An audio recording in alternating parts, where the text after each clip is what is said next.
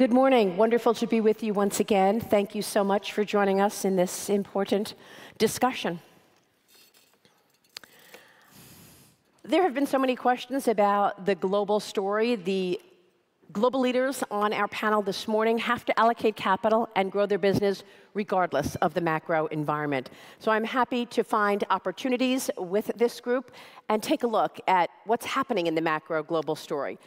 Let me introduce Pierre Beaudoin, Chairman of the Board, Bombardier. Marcelo, Claure, Founder and CEO, Claure Group. Jennifer Johnson, President and CEO at Franklin Templeton.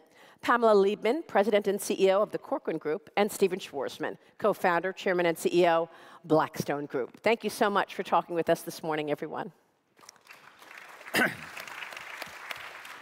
And while there is a real debate in terms of what happens to the economy this year, slowdown, a spark from lowered interest rates perhaps, we're watching these people on the panel find growth opportunities across the world. Marcelo, I'd love you to kick us off. You've got your hand in so many opportunities, from sports to technology and beyond. You have identified megatrends that you believe will see higher investment and will see growth across the world. Can you identify them? Thank you, and thanks for having me here. You know, we're privileged, I'll say, even though there's going to be a lot of people who are going to talk about inflation and deflation and all the things that we're living. I like to think that the next 10 to 20 years are going to be the most exciting years that we're going to have a chance to live. And there's a lot of different mega trends, but you know, we cannot go without speaking about AI. And everybody talks about AI, and in many cases, it's hard to differentiate what is hype versus what is reality. And I like to say that, I mean, the best way, at least I put AI, is I like to think is the bicycle of the minds. And that is, we're all going to have to learn how to ride it, in this case, when we're 40, 50, 60 years old. And if we go back in history and we look at what has happened, is the browser was invented 30 years ago. And that basically made the cost of information be zero. And that created amazing companies like Google, Baidu, and so many other global companies around the world. And when you talk about AI, what AI is going to do is going to reduce the cost of three very important things to basically zero: cognition, creativity, and problem solving. And if you realize, in our companies, we hire thousands of people, and we pay them to do what? We pay them to think, we pay them to problem solve, and we pay them to be creative. And AI is either going to enhance that, and if we're honest, in my cases, it's going to replace people. And that's going to bring a whole set of new challenges and all that. You know, I'm privileged to lead, to be the chairman of the AI Institute in Harvard, and we've been able to do some fascinating studies. You know, we grabbed one of the most successful consulting firms in the world, and these are the top kids who just graduated college, who go to Harvard, who go to Stanford, and we basically empower them with AI. And amazingly, today, it's been proven that they're 40% more efficient. And you're talking about the brightest kids. Now start thinking, what is that going to do to the world as we start making the world a lot more efficient? In my world, I have a couple of use cases that are fascinating. As you know, I'm the co-owner of a team called Girona in Spain, which is fighting for the first division leadership. And we are only allowed to spend 60 million euros a year. Real Madrid gets to spend 800 million euros a year. And the only way we're able, and if you follow the Spanish Liga, we're fighting for first place every week. And we've had a chance to basically build the most, with my partners at City Football Group, the most advanced database of players around the world. And we're able to simulate how those players are going to play in our league and our team. And that we've been able to put a squad with no superstars that only spend 60 million euros. And as of 2 weeks ago, we're number 1 in La Liga, we're number 2. And hopefully, it's going to be the first time ever that we make it to champions. I'm also involved in many technology companies. And another use case that's fascinating is utilizing AI. We've been able to reduce the amount of time it takes us for us to do a marketing campaign. From used to take 100 hours, now it takes us less than an hour. So think about a 99% efficiency and a 40% better click rate, so productivity will be tremendously. Now, from an investment perspective, what are we excited? There's a lot to invest within the world of AI. If you focus on the foundational layers, there's LLMs. Everybody's been following what is going on in the data center world. Who's going to be the next superpower country that's going to be able to invest? In this case, we stopped using the word billions, and we're starting to talk about trillions in terms of the development of alternate chipsets or data centers. We love companies that are developing applications in order to unleash AI. And where I'm passionate is of helping legacy companies utilize AI to defend itself from these new disruptors that are coming.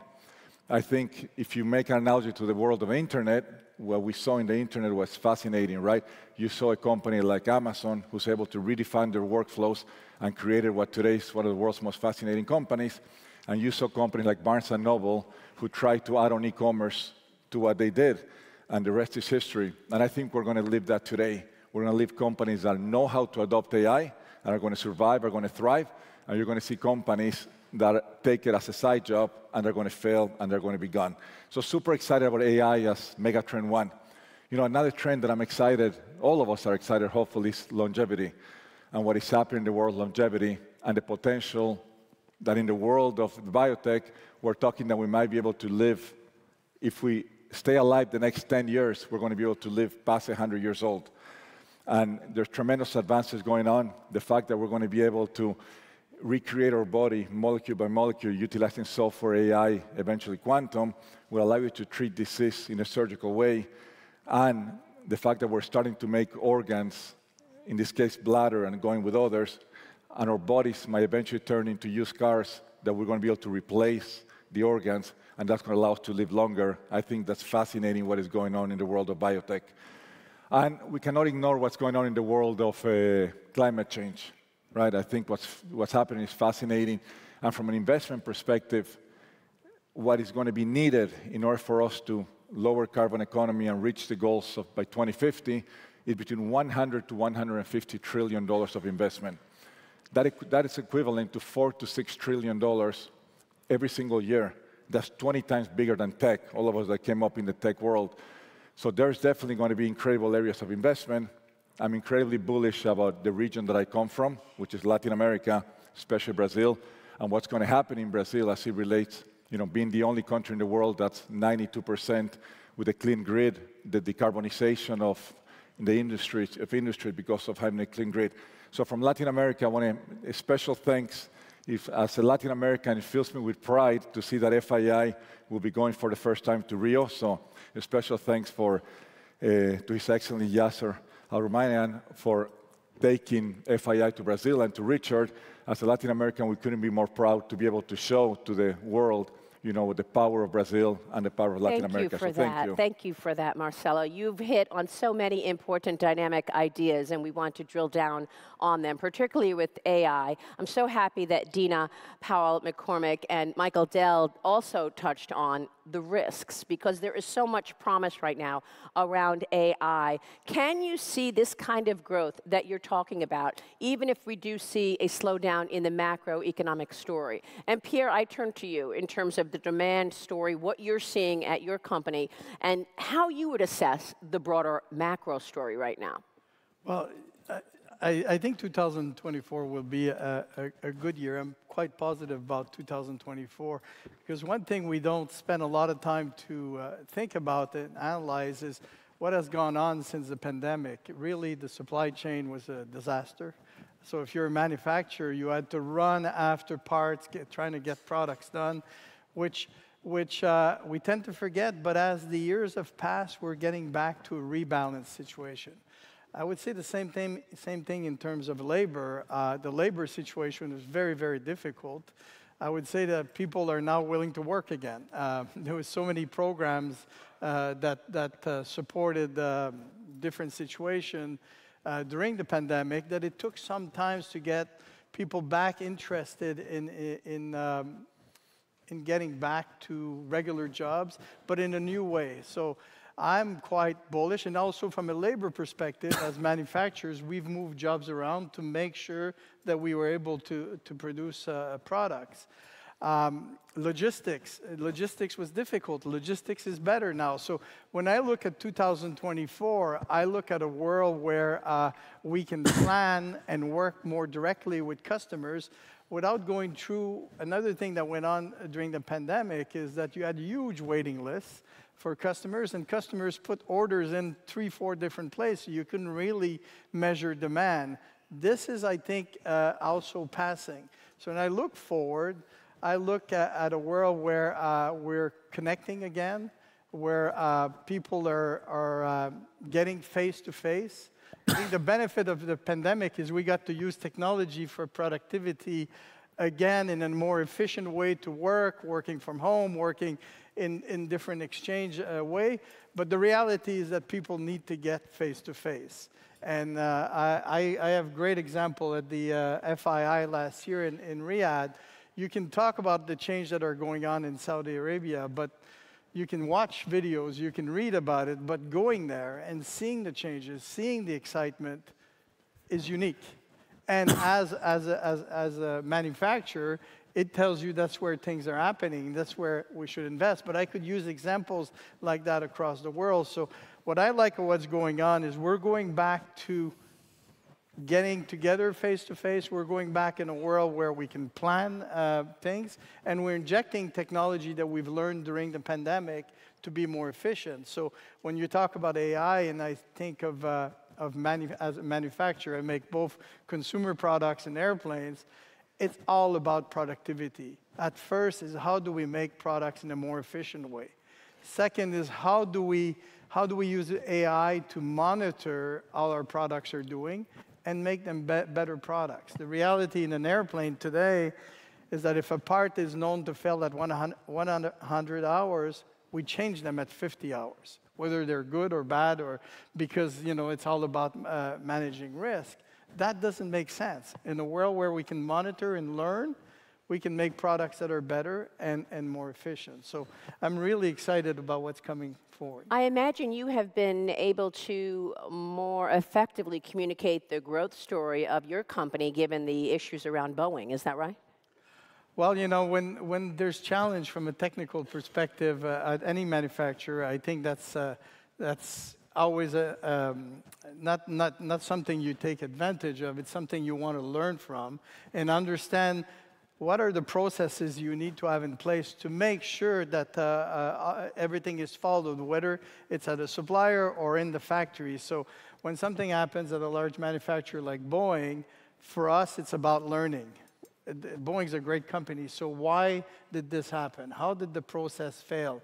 Did it fall in the supply chain?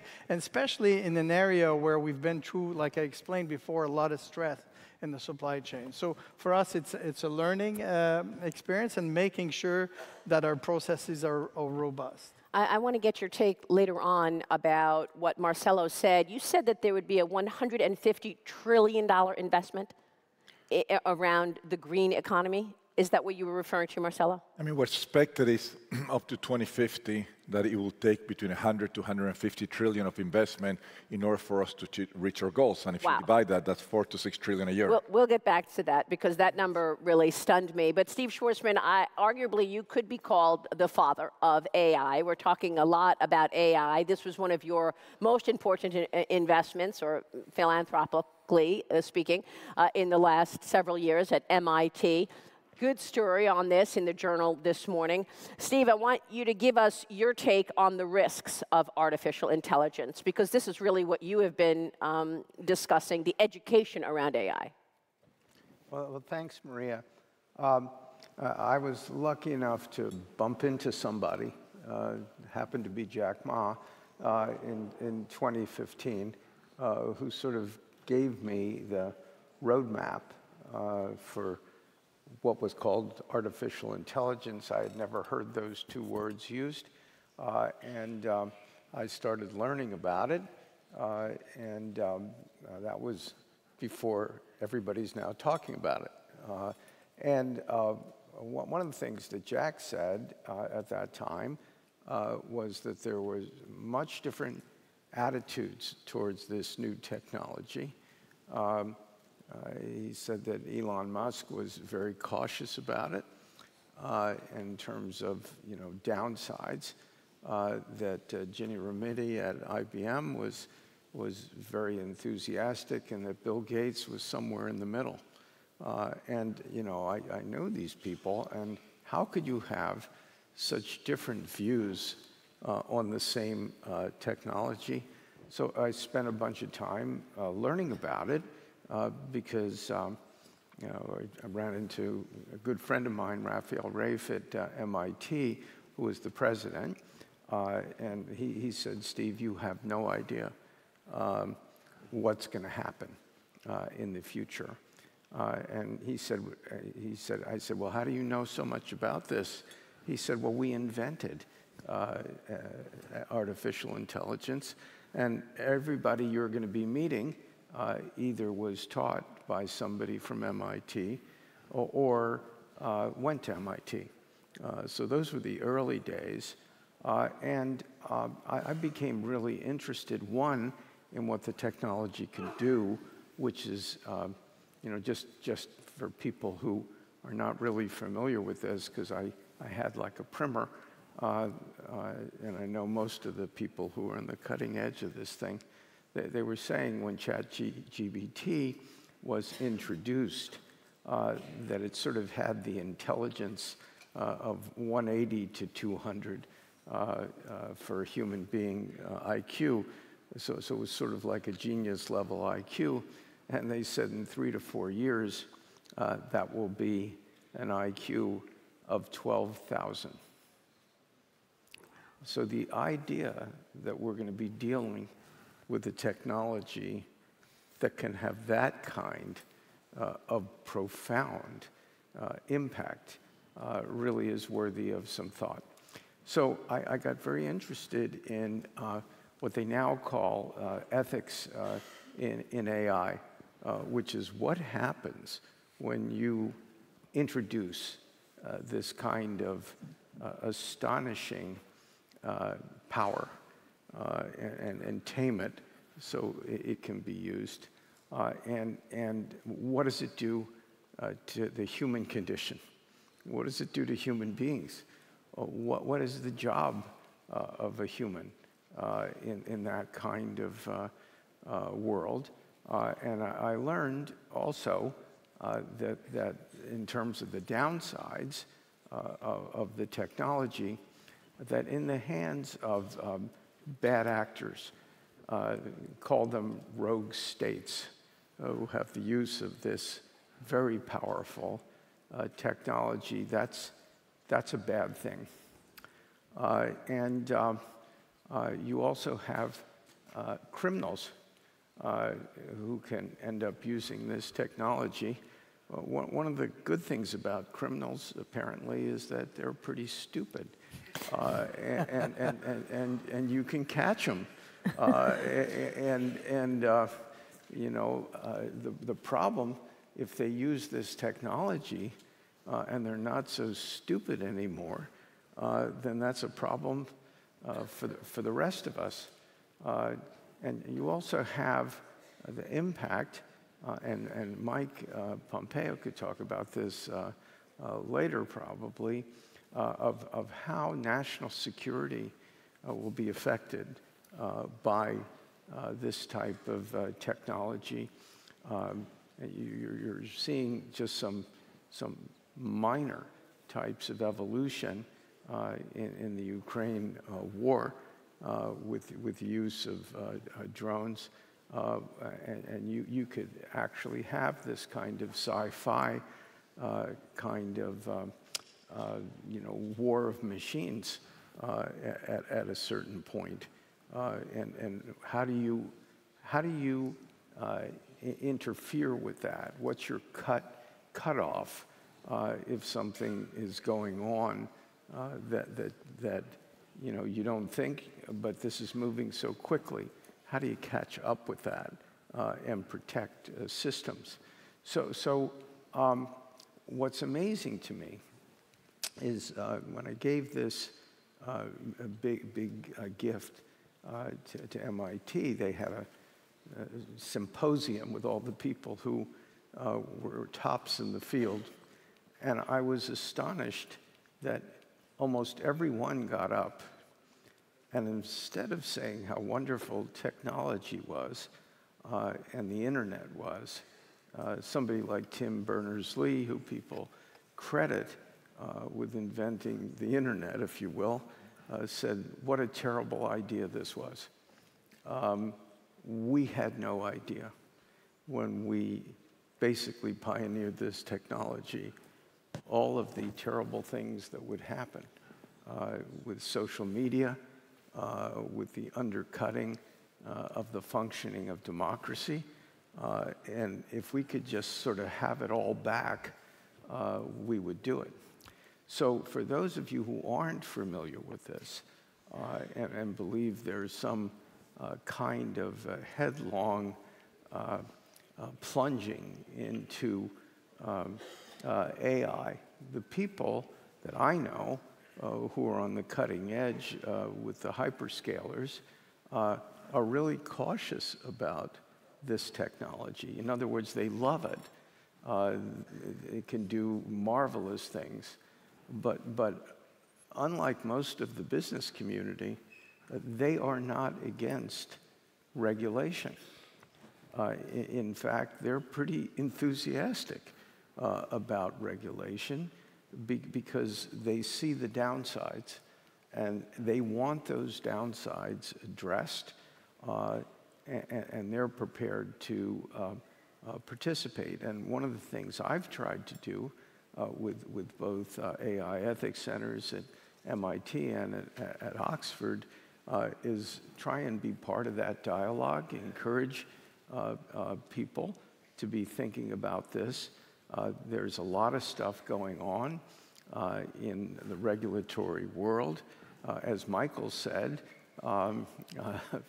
quite correctly, this is moving so fast, whatever you come up with, it'll be obsolete pretty quickly. So people are looking at setting up centralized, in effect, supranational institutions so that you can feed in and have the whole world coordinated. Because if you don't have everybody pretty much on board, you can have major countries not acting, with some kind of cooperative sense, then they could make a real mess elsewhere.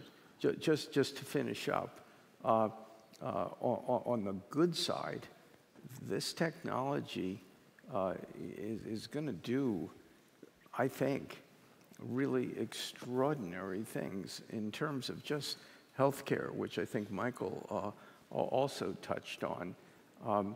Research is meant to triple. That's sort of the convention, the production of drugs.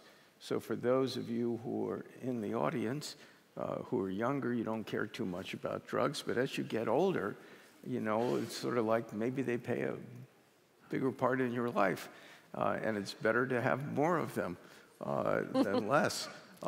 And the impact on research, I was visited yesterday by the top team at one of the 4 big cancer places in the United States, and they're talking about what they're doing with breakthroughs by using the data that they're accumulating for breakthroughs. This game is just starting. As Michael says, it's on the way to the stadium. In the research side, you're just getting in your car and starting it to go to the stadium. Particularly when you're identifying how AI is being used in a number of sectors. And I think we've got such an enormous pool of capital in the room.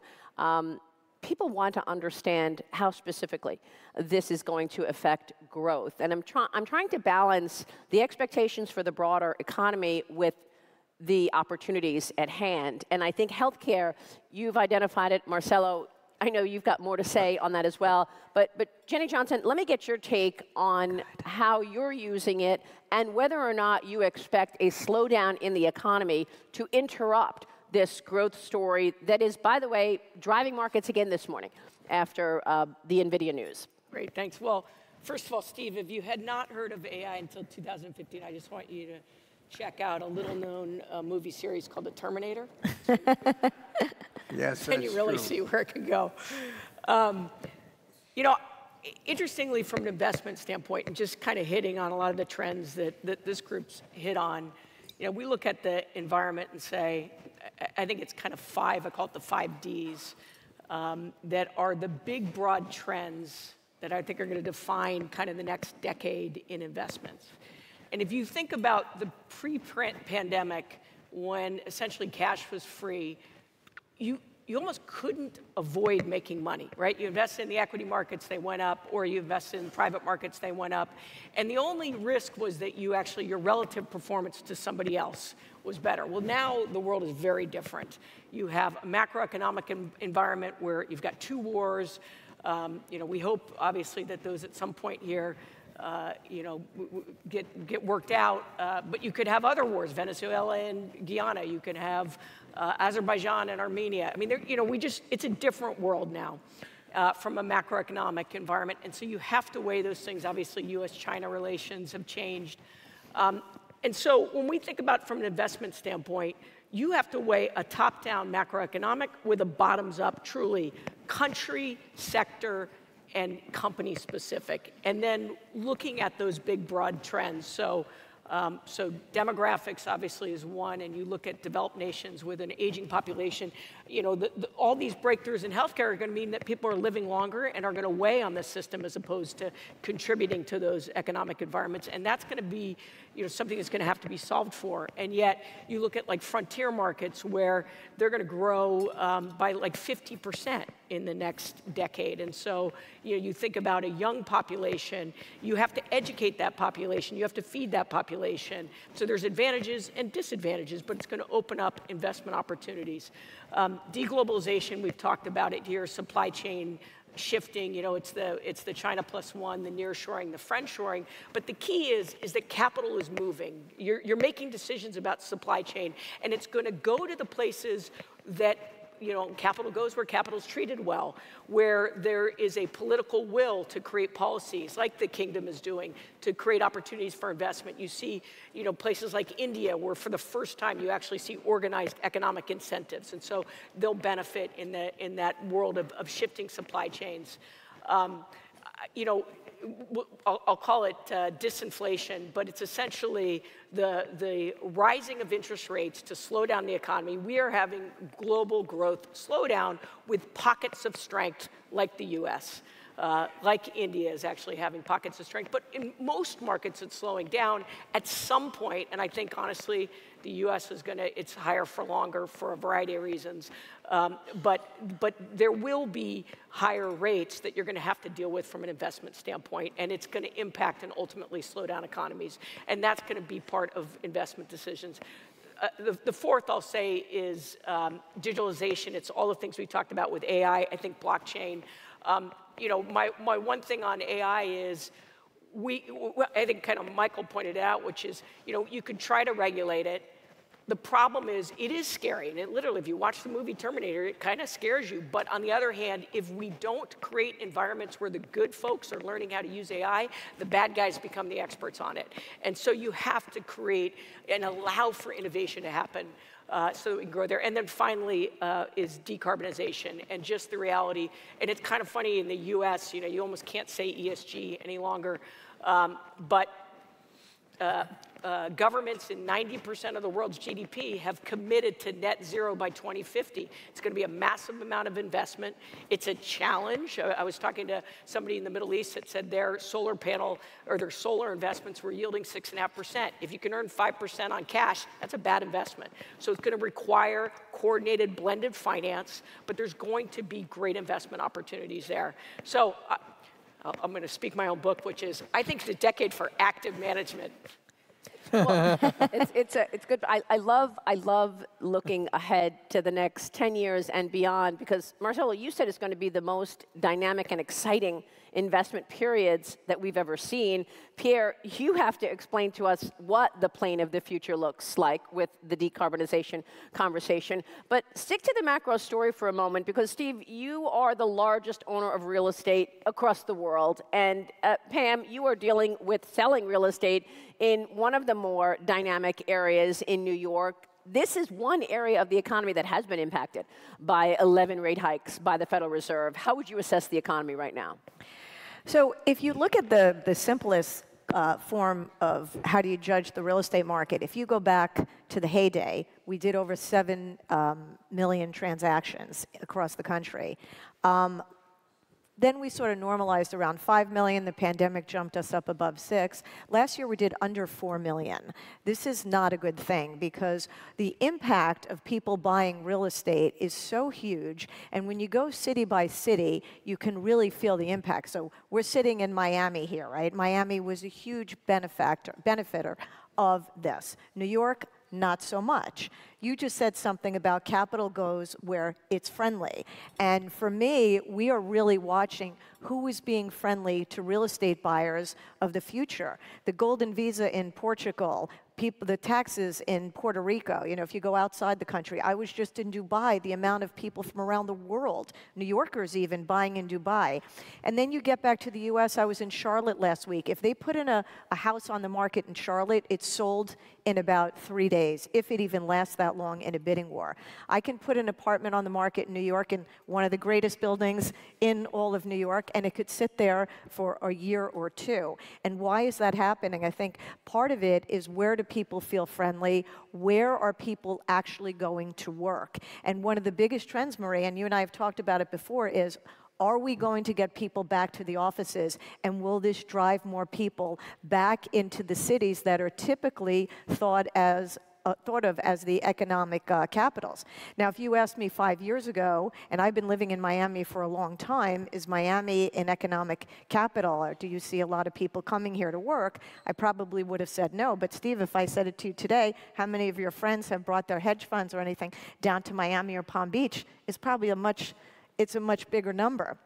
And I think that in cities like New York, where the focus is more on how do we get more affordable housing, which is so important to everyone in this country, affordable housing, but they have given up on this segment of the market that is the real people buying apartments, and the pipeline of building is really sad right now. So I look out 1, 2, 3 years. We used to have thousands and thousands of apartments coming to the market.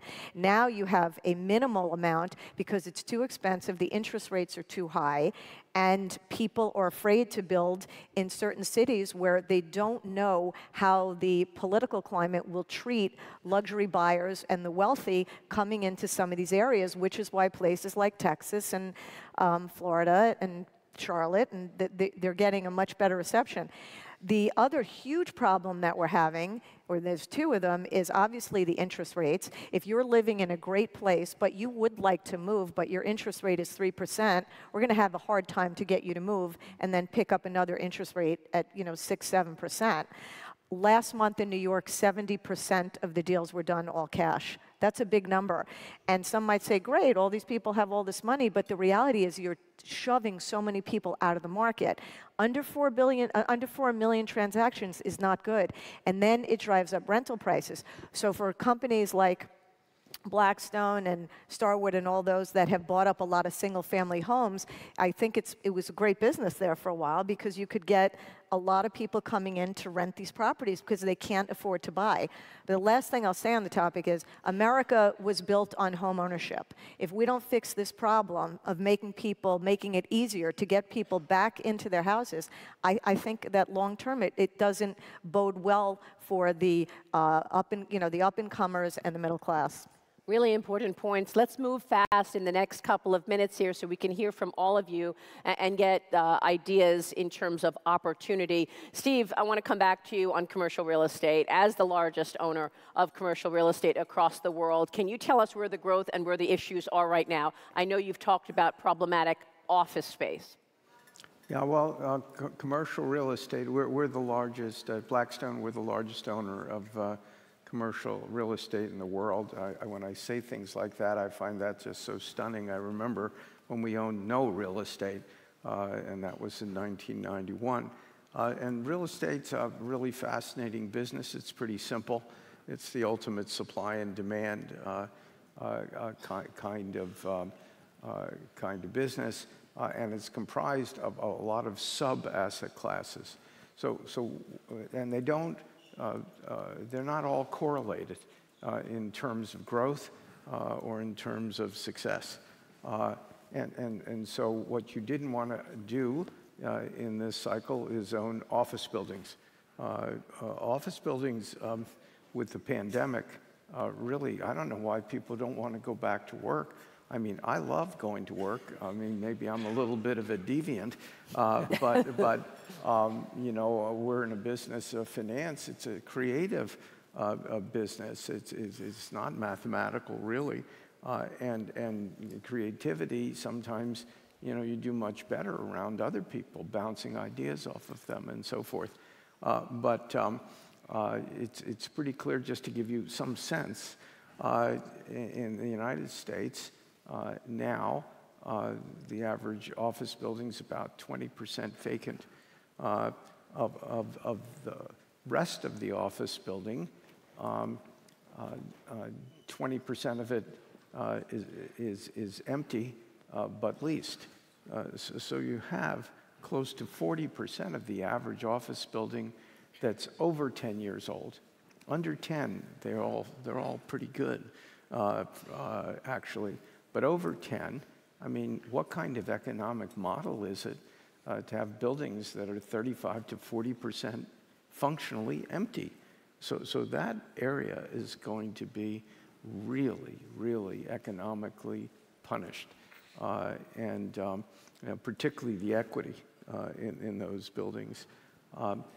Now, fortunately, we're actually pretty good at what we do, so we own less than 2% office buildings out of our 100%. So it doesn't affect us that much. But other parts of the commercial real estate have done quite well. Data centers, for example, that's part of the frenzy of AI. I mean, you have to have data centers to power that. And we're the #1 builder of data centers for AI in the world, actually, at Blackstone. And those rents are really, you know, growing because people are desperate to get them. Warehouses are still going up, I don't know, 6-7%. And you know, it's about 40% of what I own. So part of the game in real estate is always be in the right area.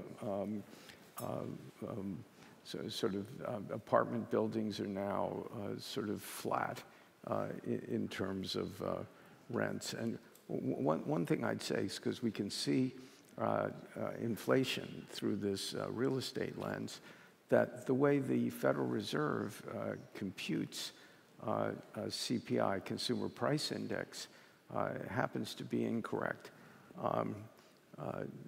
Wish it were otherwise. And so where we really are with inflation, because they use a shelter, which is pretty much apartment buildings, for 30% of the index, and the index is in the 3s. The problem is that apartment buildings basically are not having rent increases now. And so if the Federal Reserve's reported that the shelter component is over 6% inflation, and it's 0. And the reason is that they average, you know, for extended period, you know, what inflation used to be for apartment buildings. And if you look today and take out the shelter component, in effect it is 0. Except in some very good markets where maybe it's 1%. Say it's 0. So the inflation today is at 2% or less in the overall economy. The only thing that's inflating basically is labor, and that's 3%. The people in our companies think it's going to go. It's 4. They think it's going to go down to 3. So if you know, besides learning about AI, if you really believed that we were in a position with inflation that we do, because we have, you know, 250 companies, and they're telling us you know, our costs, our input costs are 0 now. You know? That's good. So it has actually come so the way down. Right. So as you think about economic cycles, which everybody in this panel and everybody in this audience is interested in, I think, you know, we're sort of there. And when the Fed's numbers, the way they calculate it, get in line with what we think reality is, then you'll have interest rates really coming down, and that's got consequences for markets, for growth, and all types of stuff. And that's certainly what the markets are expecting. Marcelo, you hit on something, longevity, a moment ago, and I want to get back to that because when we spoke before the session, you said to me, you believe we will be living until 150 years old. And you said so because you think that the human body will actually benefit from AI because it's like a car that you'll be replacing parts. Explain it to us. What is your vision? So if you speak to people in the biotech community, you're making investments, because of AI, eventually quantum, we're going to be able to recreate our body, call it molecule by molecule, and then be able to treat diseases incredibly different. I mean, I think we're close to potentially be able to treat cancer in a most effective way by recreating the human body, and then you're able to experiment on that and not necessarily in the human body, and then be able to do that. So that's a So you'll get a new bladder every 50 years. You'll get a different liver every 50 years. Sure. I think the only challenge is the human brain, and that is, it's going to be no good to be able to have a body that can last so many years if your brain is not there. But I do believe that the advances we're making in terms of research, that will allow for the brain to catch up. And if you do that, the whole idea is how can you live a healthy life for an extended period of time? How could you die young? And it's a reality. And the advice that a lot of people give you is make sure that you don't have any car accidents or anything in the last 10 years, because the advance of technology in the biotech world in longevity is so profound that I think is going to extend our lifespan by a significant period of time. And you're tapping into that by investing in biotech? Yes, invest in many different companies that are at the forefront of technology by utilizing technology. I love one, Moderna. The way Moderna developed the vaccine, the COVID vaccine, is incredible how an 800-people organization was able to beat or be at the same pace as Pfizer, who's tremendously bigger. And the plan of Moderna is to do the exact same thing in cancer, exact same thing in different vaccines and all that. And if they're successful, that'll be a game changer. Of course, we're all rooting for that in terms of a cure for cancer overall. Pierre, before we go, talk to us about what the plane of the future looks like and whether or not you are investing in this today with regard to emissions and the climate change. Yeah, well, it's a very good question. And the plane of the future depends what kind of travel we're talking about. If we're talking about regional travel that's within, let's say, 500 nautical mile, it's likely an electric aircraft.